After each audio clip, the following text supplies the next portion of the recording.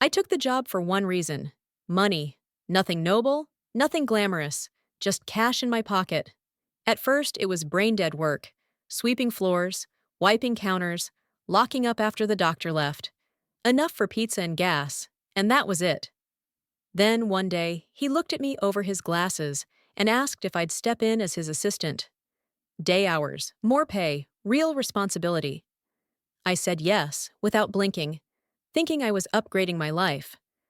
I had no idea I was stepping straight into the kind of change I could never take back. I had just turned 18, still living at home with my mom. Dad had been gone since I was little, just a shadow I couldn't even put a face to anymore. So, it was just me and her, scraping by. When summer hit, I started working full-time. Phones, filing, greeting patients, simple stuff. I actually liked it. The nurse, Donna, was old enough to be my grandmother and constantly joked about retiring, though she never seemed to get any closer. Then came the accident. Donna rounded the corner one afternoon, holding a syringe the way seasoned nurses do, needle angled up, her elbow tucked tight. Only this time, she collided with me. The sharp sting in my arm was followed instantly by the cold rush of liquid. The plunger emptied before I even knew what had happened. I yelped and jerked back, and the doctor whipped around, alarm in his eyes. "Why'd you move?" he snapped, then turned to Donna. "What was in that?" Her face drained of color.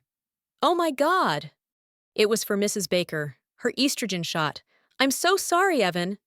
The silence that followed told me everything. The doctor ushered me into an exam room, shut the door, and sat down, his face heavy with regret.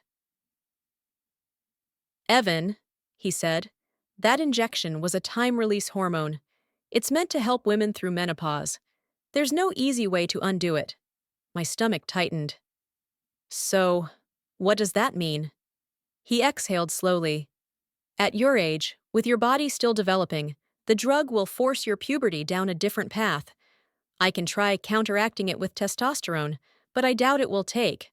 What's going to happen is the puberty girls go through." I stared at him, dumb.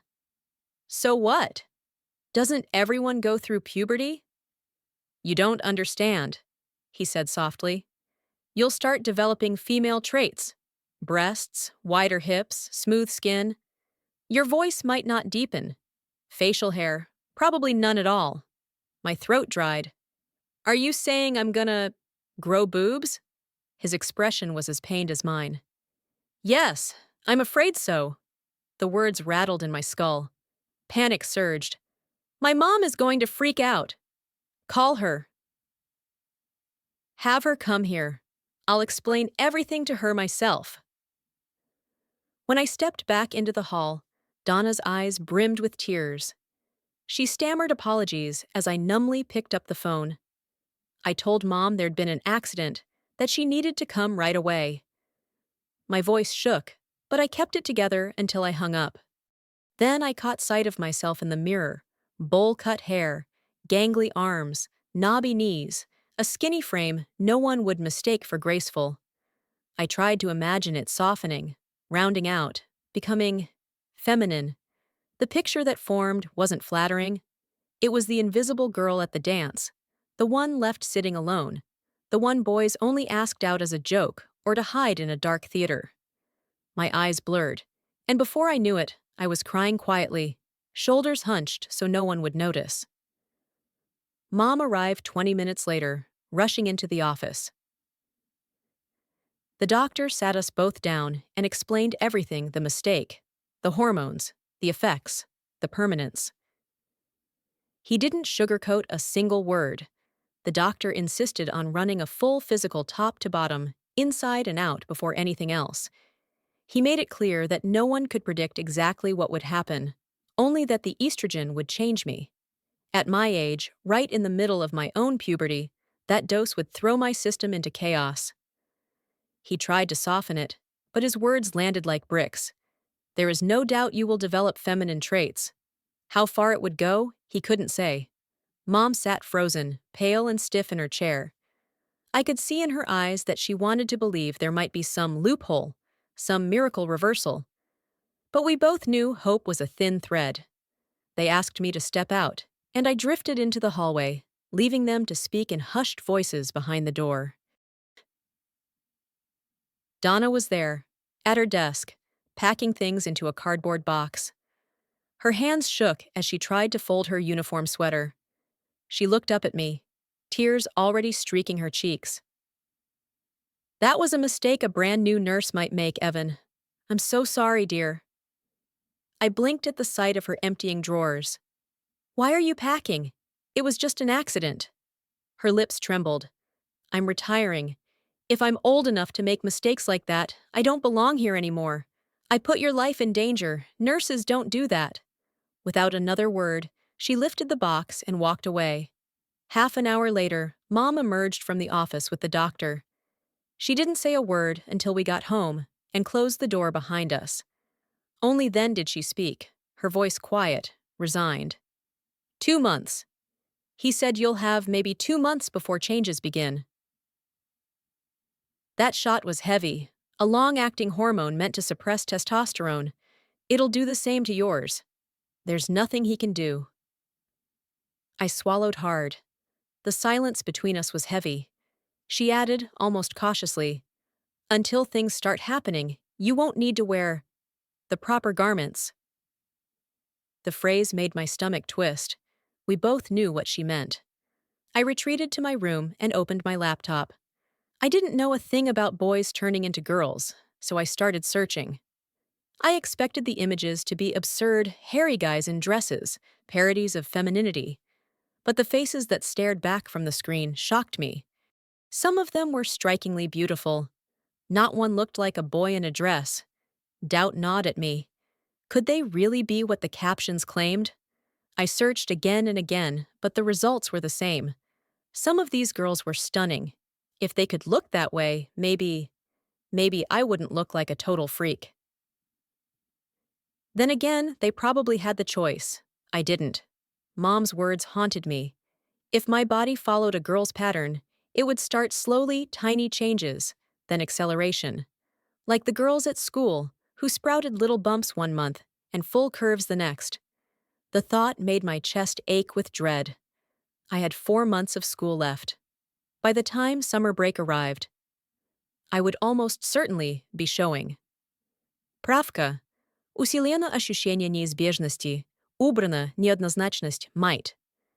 I pictured the whispers in the hallway, the stairs, the impossible task of hiding what was happening. Each morning before work, the doctor examined me: weight, height, chest, hips, blood. After the first 2 weeks, he called Mom in. The test results confirmed his fears. My natural estrogen level was already higher than a normal girl's at my age. He had consulted a colleague, and both agreed. Once my body finished reshaping itself, those levels might balance out with other girls, but the process had already begun. He studied me carefully, almost clinically. "Your body fat is shifting. Hips are widening slightly, your waist narrowing. And your chest, have you noticed tingling, an itch?" Heat crawled up my neck. "Yes, sir, a little." He nodded grimly. "That's the start. Within a month, you'll have small but definite breasts." The room spun. Tears threatened, but I bit them back. He handed me a tube of lotion. "This will help with the itching," he said. Then, as if it was the simplest thing in the world, he told me he wanted me to keep working in his office. The doctor suggested something I hadn't even considered. "If you like," he said carefully, "on the weekends, you could work here as a girl. It might help you adjust to the changes, and I'll be here every day to keep an eye on you." His words echoed in my head all the way home. Mom didn't waste time. "The waiting's over," she said, her tone final. "Tomorrow I'm taking the day off, and we'll start. I'll help you become a girl." That night, she took my measurements with quiet efficiency while I lay rigid, as if a coiled snake had slipped into bed with me. Sleep was impossible. I tossed, turned, stared at the ceiling, trying to understand why fate had picked me. I never wanted this. Girls had always been a mystery to me, chatty, giggling, swarming in little packs at the mall, waving their hands like they were casting spells. I could not picture myself fitting into their world. The next morning, true to her word, Mom disappeared for hours. When she returned, her arms were loaded with department store bags, pastel tissue paper poking out from the tops. She set everything on my bed, her eyes expectant. I froze. The dresses and packages screamed inevitability, but I couldn't just rip off my clothes and throw myself into lace and bows. My skin crawled at the thought. We locked eyes. Then she softened, came close, and wrapped her arms around me. Sooner or later, you'll have to, honey. Those breasts aren't going to stay hidden. Let's just try and see how you look. Please? Her voice cracked the dam. Slowly, hesitantly, I undressed. For the first time, Mom saw what I had been trying to avoid. The small swell of breasts pushing against my chest, the way my hips had started to angle wider, my waist tapering in. My skin was bare of any hair, smooth in a way that left me feeling exposed. Shame burned my cheeks, but Mom only smiled gently, as if to say it was all right. She handed me the first item, a pair of pastel blue panties, thin and soft in my hands. I stepped into them, the snug fit startling, almost intimate. Heat flushed through me when I realized how much they revealed, forcing me to shift awkwardly before I could face her again. She was already holding out a bra white, trimmed with lace, the cups tiny but waiting. Without a word, she guided my arms, fastened the clasp at the front, and stepped back. What had once looked like loose flesh suddenly had definition. My chest filled the cups. Small, yes, but undeniably there. I touched the straps, the lace, hardly believing. Mom hugged me again, then pulled me toward her vanity. A dab of foundation, a brush of pink across my cheeks, and she moved on, her hands steady. She didn't even ask before slipping a short blue dress over my head. The zipper whispered closed, hugging me tighter than I expected. When I turned toward the mirror, the reflection made me stop. My frame, awkward and bony just weeks before, now hinted at curves. My small breasts showed clearly beneath the fabric. Next came pantyhose, silky and smooth, gliding up my legs until I gasped at how different I looked. The sheen erased the knobby knees and skinny lines I had always hated, replacing them with something that looked good. Then shoes navy, short-heeled. I braced for disaster, but once I stood, I found I could balance easily, even walk without stumbling. Mom smiled, proud, as she pulled a wig from a box, brushing it out before settling it onto my head. The strands matched my natural color, framing my face in a way that felt foreign yet eerily right. Finally, she handed me a tube of pink lipstick. My hand shook as I painted it on, but when I looked up, the stranger in the mirror wasn't as bad as I had feared. I wasn't beautiful, not yet, but I wasn't a joke either. For the first time, I let out a breath and relaxed. That's when Mom dropped the last surprise. "You need to pick a name," she said softly. My mind went blank. A total whiteout, as if someone had erased every name I'd ever heard. Not one would come to me. Not even one. Mom must have seen the panic on my face when she asked me to choose a name, because she gave me a reprieve. "Think about it," she said gently, but not for too long. Then she laid down the rule. I was to stay dressed as I was, get used to the feel of it, no changing back. So I walked around the house, awkward in every step. The nylon whispered when my thighs brushed. The hem of the dress swayed against my knees, and the wig's strands kept tickling my cheeks until I was constantly pushing them away. The lipstick had a faint waxy taste I wasn't sure I liked. Everything about it was alien. I wouldn't call it pleasant, but it wasn't the nightmare I had imagined either. Just strange. Without thinking, I found myself sitting differently, knees pressed together, careful not to flash anything I didn't want seen. Instinct, maybe. By midday, I'd relaxed a little. That's when Mom tested me again. "You'll need more clothes," she said. "The only way to make sure there's something you'll actually wear is for you to come with me." My gut twisted. Going outside dressed like this? No way! But Mom pressed harder, reminding me I'd be wearing girls' clothes full time soon anyway. Better to rip the band-aid off. I checked the mirror one last time and had to admit no one would immediately peg me as me. My reflection was unfamiliar, but passable.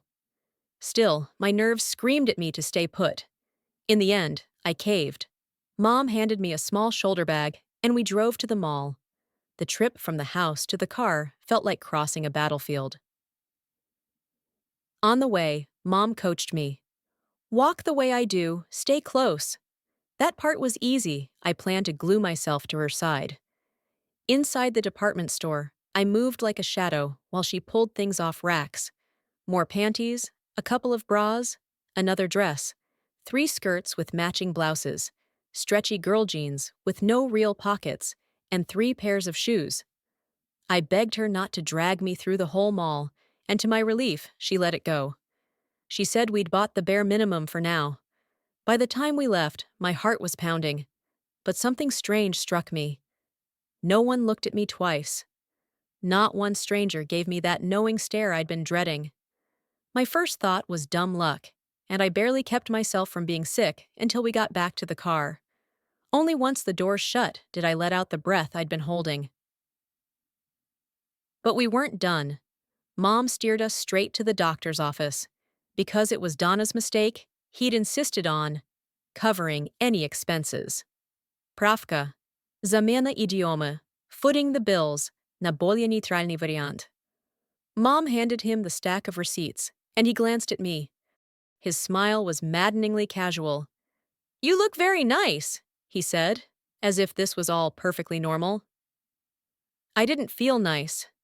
I didn't feel anything but trapped. Dresses didn't thrill me. This wasn't some secret dream come true. No matter what I wanted, the choice had been stolen from me. At home, curiosity got the better of me. Without Mom's urging, I tried on everything. The stretchy jeans shocked me most of all. They clung to my hips and thighs so tightly that when I turned around, I didn't see the boy I used to be. I saw a girl's shape curves, rounded and undeniable. My body was changing faster than the doctor had predicted, molding itself without waiting for me to catch up. All my life, I'd wanted to stand out, to be popular, maybe even admired. Now it felt like I was vanishing into the blur of another identity I never asked for. As a boy, I hadn't been tall or athletic or striking, but I had friends, hobbies, a life that was mine. Now I was on track to be just another face in the crowd, just another girl, and in my mind, not even a pretty one. I pressed a hand against my chest, felt the soft swell under my palm, gave it a tentative squeeze. Solid. Real. Not a dream I'd wake from. The scream I wanted to let out had nowhere to go. Who could I blame? Donna's accident was still an accident. The doctor was covering the bills. Pravka. Sochrnenie единообразия termina. Mom was bending over backward to help. The only thing left to rage at was the universe itself. Hours later, after sulking in silence, I drifted back to the mirror. The reflection wasn't the full-grown girl I'd eventually become, but the hints were already there. Blonde hair falling past my face, eyes too bright, lips full against a body still small but unmistakably changing. The glimpse was enough to make me shiver. The wig was going to be a fixture for months, maybe longer, but my body was already filling out faster than I wanted to admit. I think that's when it hit me. Fighting this was pointless. The estrogen wasn't going anywhere, and neither were the changes. Sooner or later, I'd have to live with them. Accepting it didn't feel like surrender. It felt like relief, as though I'd been carrying a weight I didn't realize until it lifted. That night, after brushing up my lipstick and adjusting myself in those jeans so the front looked flatter, I actually felt a flicker of satisfaction at the girl staring back at me. And at dinner, I finally told Mom my choice. Evan was gone. From now on, I would be Ava. The name rolled off my tongue awkwardly at first, but Mom smiled and said it was beautiful. That was enough for me. Still, school was hell. I had 2 months left and lived in constant dread. No more gym doctor's orders took care of that, but every day I worried someone would notice the swelling under my shirt or the way my hips were rounding. Baggy jeans became my armor, hiding what curves they could. Every hallway, every glance felt like it might expose me. I counted the days to summer like a prisoner marking walls. At home, it was worse. Mom insisted on calling me Ava, dressing me in skirts and blouses the minute I got through the door. The split life Evan at school, Ava at home, tightened around me like a vice. By the time summer came, the secret wasn't small anymore. I'd grown into a full A cup, my figure measuring out at 34-20-34. Mom swore it was normal for a girl my age, but that didn't calm the storm in my head. Waking up without morning wood barely registered at first. Then it hit me. That part of my life was over. The doctor and Mom agreed it was time for full-time. So I stepped into Ava completely. At the office, I became his receptionist. My first day, I wore that same blue dress from my debut, only this time it clung in the right places. My hair had grown, though not quite enough, so the wig stayed. I was terrified at first, answering phones and greeting patients, but by the afternoon, routine dulled the panic. For the first week, Mom drove me. Then she pushed me out the door, saying I should walk like before. The idea of being seen terrified me. 3 kids from my school lived right on our block. But the first morning went smoothly. I didn't run into anyone, and with each step, my confidence grew. That confidence shattered when I got to the office. The doctor had hired someone else to handle the cleaning, Chris. From down the street, a guy I knew, a guy who definitely knew Evan. My stomach flipped when the doctor introduced us. I waited for the smirk, the laugh, the "I know who you are." Instead, Chris just looked me over, eyes traveling the way Mom had warned me about, and he smiled. Not recognition, interest. Mom had been right, men were visual. Chris was proof. He smiled, I forced one back, and we went about our work. Still, dread twisted in my gut. It wouldn't be long before he spotted me walking to work, put 2 and 2 together, and blew everything up. Ava was Evan. What would happen when a guy like Chris found out? He was the type to flex in the hallways, a jock who played on half the school's teams. If he connected the dots, I'd be ruined. But I was wrong. At lunch, he asked if I wanted to grab a burger. I almost blurted no, my pulse spiking.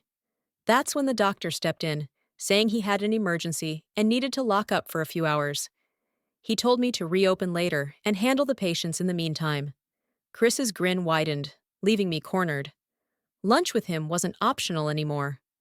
I agreed, even as dread settled heavy in my chest. As we walked out together, one thought kept circling in my head. God, let me survive this day. Chris and I crossed the street to the burger place, and though he offered, I paid for my own food. He sat across from me, leaning on one elbow, watching. "You look real nice, Ava." I muttered a quick thanks, half choking on a mouthful of burger. Then he added, "Never thought a guy could pull it off. Be cute, I mean." I nearly inhaled my soda through my nose. My pulse spiked, and I was 1 second from bolting. But he wasn't done. "We all know, Ava. Everyone could see it before school let out. Every time you bent down for your books, your sweaters pulled tight. Those boobs weren't exactly invisible." It felt like the air got sucked out of the room. My mind raced backward through every careless moment, every time I'd leaned over without thinking. How hadn't I seen it? He went on, casual as if he were reciting the weather. "Only Mia and I have actually seen you dressed as a girl, though. We haven't said anything." My stomach dropped. Mia. The name hit harder than his words. She lived down the other side of the street. I'd passed her house nearly every morning on my way to work. "Yeah," Chris said, noticing my silence. "Mia told me to tell you she'll be over tonight. She thinks you're cute. Just wants to talk." There was nothing I could say. Nothing. He went back to his fries like he hadn't just detonated my world. When lunch ended, we walked back to the office. He didn't mention it again, didn't leer, didn't press. At the end of the day, he even walked me home, chatting idly about sports and neighbors, like we were just two friends killing time. When I told Mom, she wasn't shocked. "You'd better get used to it," she said. "School starts in the fall, and you'll be attending as a girl. Meeting Mia is the best practice you could get." I touched up my makeup, forced myself through dinner and dishes, and waited. 20 minutes later, the doorbell rang. My heart pounded as I opened it. Mia stood there, the prettiest girl on the block, staring straight at me. For a long second, she didn't say anything, just looked me up and down. Then she grinned. "Damn!" My throat went dry. "What?" I whispered, bracing for disappointment. "Damn, you're good looking! Come on, girl, tell me everything." I glanced back at Mom. She gave me a small, encouraging nod. So I led Mia out to the patio, and we sat facing each other in the fading light. I spilled it all: the accident, the fear, the humiliation of trying to hide growing breasts under baggy sweaters, the panic when Chris looked at me the first time. Mia listened quietly, then shrugged. "Guys are like that, Ava. Just ignore them." She was my size, and casually offered to share clothes if I ever needed something special. The suggestion sent a chill down my spine. Borrow a dress, like it was the most normal thing in the world? Правка. Добавлено тире для драматической паузы. My mind still clung to the idea of being a boy, but she was already treating me as a girl without question. Looking at Mia was like peeking into the future. She was already beautiful and would only get more so. Girls like her didn't sit home on prom night, they had their pick of dates. I, on the other hand, felt trapped in a body halfway between identities, terrified I'd be one of the invisible girls. The ones no one noticed, no one asked. The ones who stayed home pretending they didn't care. Maybe Mia sensed it, because she leaned in with a knowing smile. "Don't worry, look at Lauren. Gorgeous figure, right? But she treats guys like they're her servants, always ordering the most expensive thing when they take her out. She's pretty, but she never goes anywhere. Now Paige, she's not as pretty, but she's sweet. She always has a date. It's not looks, Ava. It's how you make people feel."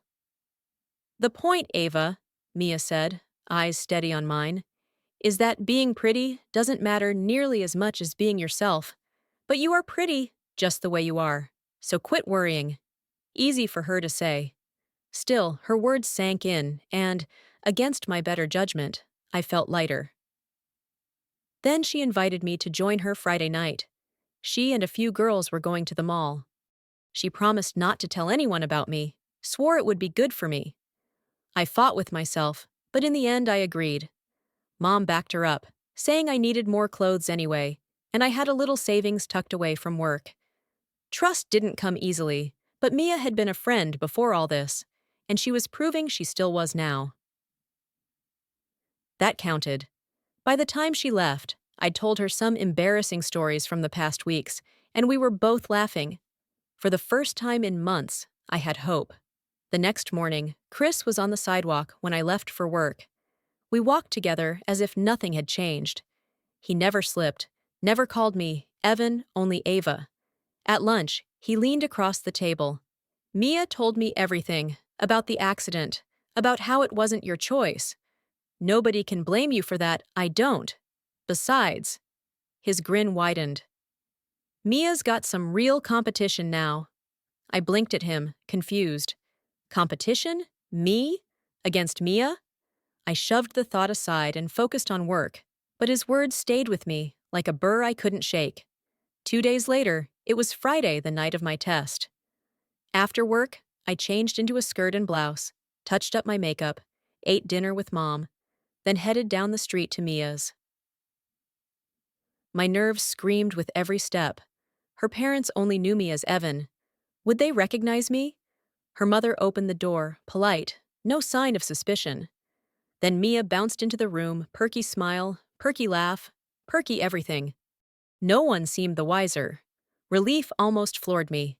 We headed to the mall, where 3 other girls, Jenna, Brooke, and Riley, were waiting. All of them about my size, all part of the group I'd never belonged to. The evening started at a high-end lingerie shop. None of us bought anything, but Brooke slipped into a corselet and twirled in front of the mirror. She looked incredible, and for the first time, I wondered what might be possible for me. From there, we hit costume jewelry stands, and I picked up earrings, barrettes, and a couple of cheap necklaces. Normal girl stuff. For once, I wasn't on the outside looking in. Brooke and I peeled off into a more affordable lingerie store next door. I lingered over a black lace bra, holding it up with a mix of curiosity and dread, when Brooke suddenly grabbed my arm. Before I knew it, she'd steered me into a fitting room and shut the door. "Go on," she said, thrusting the bra at me. It took everything I had to unbutton my blouse and peel off my own bra with her standing there. My heart thudded so loud I was sure she could hear, but Brooke barely glanced. To her, my breasts were just breasts, no different than her own. She simply handed me the black bra. I slipped it on, fastened the clasp, and looked in the mirror. For the first time, there was cleavage, real, undeniable cleavage. My nipples pressed against the thin lace, visible in a way that made my face burn. "You have to buy that, girl," Brooke declared. "Especially if you want to catch Chris." "What?" My voice cracked. "Chris," she repeated with a smirk. "Big guy, muscles everywhere, lives down the street from you. The one with a crush the size of Texas?" "Chris?" The word barely left my mouth. "Buy the bra, Ava. We'll explain later why you need it." So I bought it. Honestly, I would have anyway. But her words kept echoing, rattling around in my brain. Chris and me? Impossible, wasn't it? We moved on to dress shops where I picked up 3 skirts, 2 dresses, shorts, and a few tops. By the time we strolled out, I was carrying bags like the rest of them, and something inside me shifted. They didn't treat me like an outsider, didn't whisper behind my back. I was just another girl on a mall trip. And yet, Brooke had seen me without a bra. She'd seen enough to know the truth, which left me wondering, did they all know and just not care? Or had I somehow crossed a line, becoming one of them in their eyes? By the time we left the lingerie shop, I realized that the simple fact I had breasts was enough for the girls to accept me as one of them. They didn't question. They didn't hesitate. They just folded me in. Still, trying to keep pace with them was exhausting. Their moods shifted on a dime, laughing one second, dead serious the next, stopping suddenly in the middle of the mall for no reason at all. I stumbled along behind, doing my best not to look like a complete outsider. When we stopped for sodas and snacks, the conversation turned right back to Chris, as if they'd been planning it. Brooke smirked, shaking her head. "Ava is so slow. She actually thinks Chris doesn't like her." Riley leaned in. "Well, to be fair, Chris isn't exactly smooth. He's not great at showing it." "Maybe Ava's not interested," Mia teased, giving me that look, "but I bet he's exactly what a girl needs to feel better." "And just so you know, he's never even kissed a girl." My eyes went wide. "Chris? You've got to be kidding. Every girl at school thinks he's cute." "Believe it," Mia said, confident as ever. "My sister went to school with his sister, Sophie, and Sophie swears Chris has never kissed anyone, says he's scared." "Maybe Ava can fix that," Jenna giggled. The table erupted in laughter, and my cheeks burned hot. The thought of kissing a boy twisted my stomach, but deep inside, a flicker of something whispered that it might happen eventually. I wasn't planning on living like a nun, after all. I hadn't planned on living as a girl either, and yet here I was, halfway there, like it or not. Pravka. Dobavlena zapятая для улучшения ритма. As we wandered, Riley tugged me into a makeup store. I only meant to ask a few questions, but suddenly I was in a chair, a woman brushing powders and creams across my face with quick, confident strokes. Riley beamed as she handed me the mirror. The gasp escaped before I could stop it. The reflection staring back looked nothing like the awkward stranger I expected. She looked polished, vibrant, almost pretty. "You're a doll," Riley said, grinning. I bought every product they used on me, stuffing the bags with new confidence, and when we rejoined the others, I held my head higher.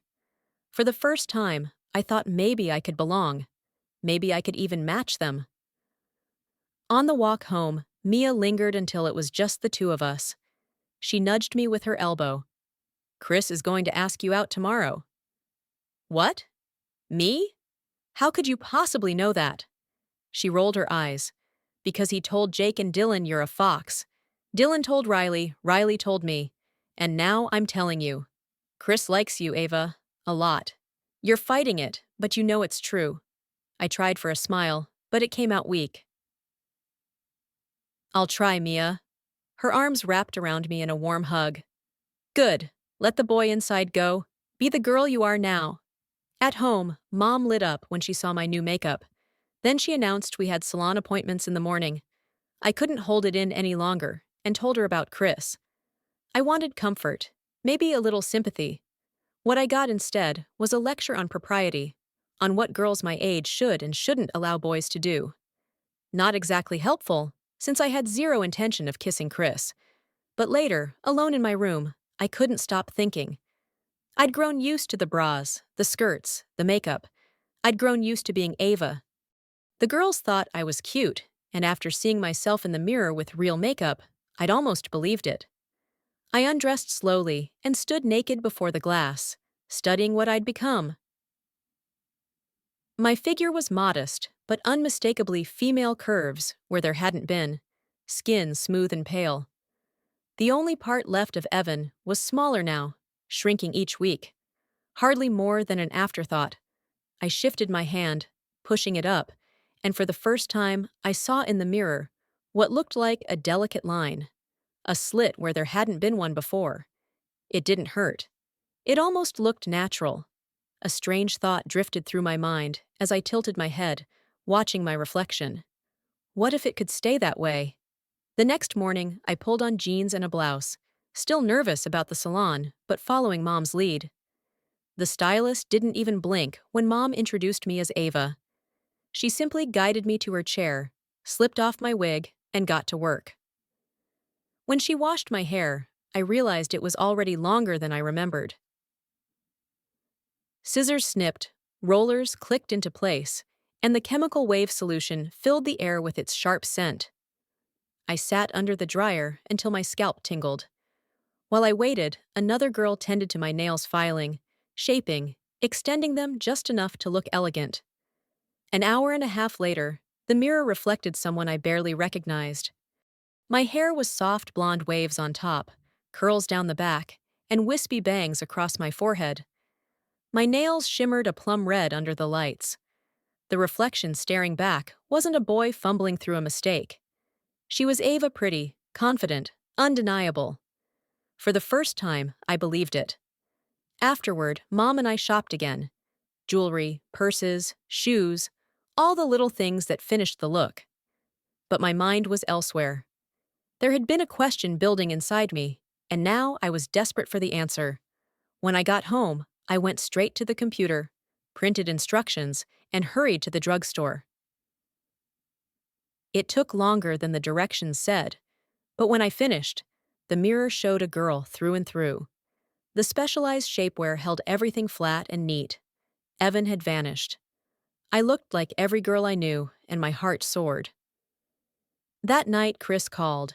He asked me out, and without hesitation, I said yes. When he showed up at my door, taller than me, with that mischievous grin, my stomach fluttered. I wore a pleated skirt, a soft sweater, and flats. He couldn't take his eyes off me, especially my hair. Whatever movie we saw didn't matter. What mattered was walking home afterward, when he stopped under the big tree, pulled me close, and kissed me. His lips were warm, his arms strong, and I melted into him. By the time I got home, I could still smell his aftershave. I nearly giggled, lightheaded with happiness. The week that followed only drew us closer. Chris and I spent time together every day.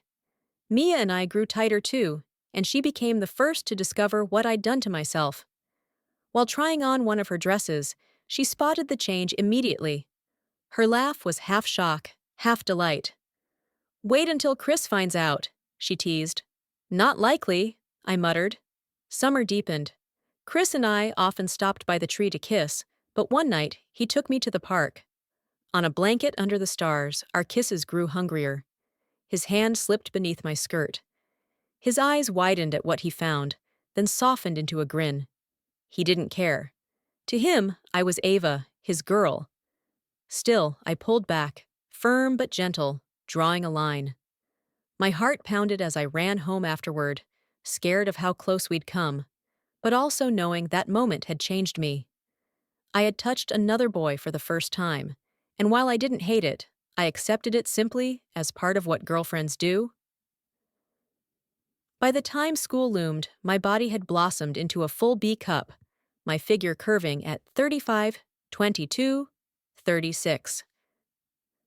Mom discovered my secret one night, and, her face pale with a terror I hadn't seen since the day of the accident, marched me to the doctor.